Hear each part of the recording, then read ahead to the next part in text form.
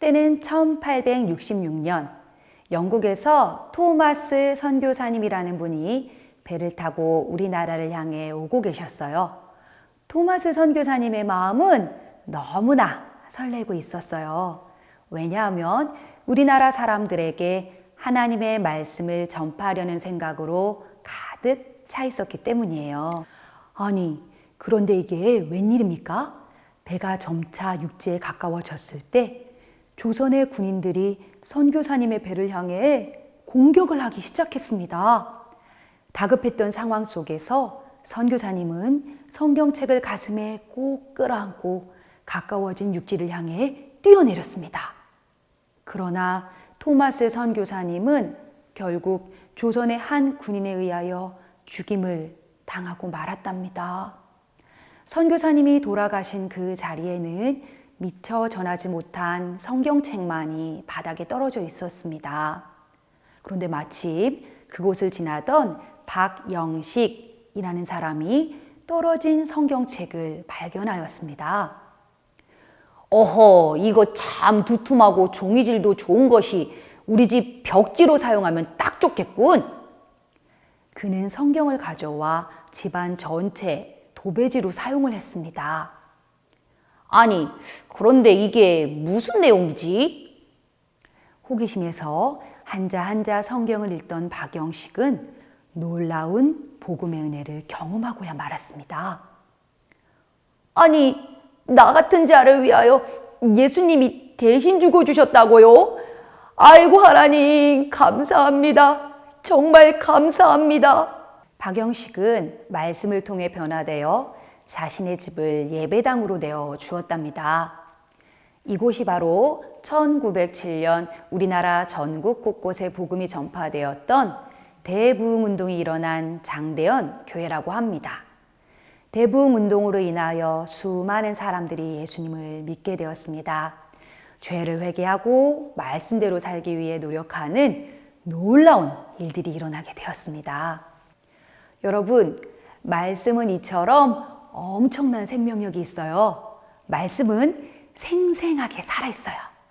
오늘 요한복음에도 살아있는 말씀의 능력이 나타나 있답니다. 죄를 많이 지어서 사람들의 눈치를 보며 놀림을 당하는 불쌍한 한 여인이 있었어요. 사람들과 마주치는 것이 힘들었던 이 여인은 먹을 물을 기르러 우물에 갈 때에도 사람들이 거의 다니지 않는 시간을 골라 몰래 나가곤 했답니다. 그러던 어느 날 조용히 우물가로 나온 이 여인 앞에 예수님께서 나타나셨지 뭐예요. 두렵고 떨렸지만 예수님과의 만남에서 이 여인은 예수님의 말씀을 듣고 그 자리에서 예수님을 삶의 주인으로 인정했습니다. 아니, 그런데 이게 또 웬 놀라운 일입니까? 이 여인은 그토록 자신을 괴롭히던 마음속 생각들이 신기할 정도로 깨끗하게 사라져버렸음을 느끼게 됩니다. 예수님, 저 마을 사람들에게도 이 기쁜 소식을 전해야겠어요. 이렇게 마음이 시원했던 적이 없었는데 정말 놀라워요. 너무나 기뻐요. 지금껏 세상을 향해 고개 한번 들 수 없었던 그 여인은 당당하게 고개를 들고 신이 나서 마을을 향해 달려갔습니다. 여보세요. 생명의 말씀이 여기에 있어요. 너무 기쁘고 행복해요. 여러분도 한번 들어보세요. 평소 그 여인이 어떤 모습으로 살았는지 잘 알고 있었던 마을 사람들은 그녀의 변화에 눈이 휘둥그레졌어요. 아니, 저 여인이 우리가 알고 있던 그 사람이 맞는가? 허허, 거참 신기한 일일세. 우리도 한번 그 말씀을 들으러 가보세나.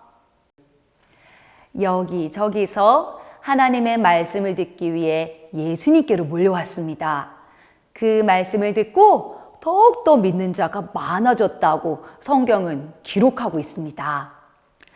사람들의 마음속에서 말씀이 살아서 신나게 움직이기 시작했어요. 말씀으로 인하여 우물가의 그 여인을 비롯한 많은 사람들의 삶이 변화했습니다. 여러분, 하나님의 말씀은 이처럼 살아있어요. 그래서 하나님의 말씀이 전해지는 곳에는 놀라운 일들이 일어나곤 한답니다. 그리고 그 말씀은 쑥쑥 자라서 우리가 생각지도 못한 곳까지 퍼져나가곤 해요. 지금 이 순간도 하나님의 말씀을 듣고 있는 우리 친구들, 말씀을 듣고 읽고 그리고 실천해 보세요.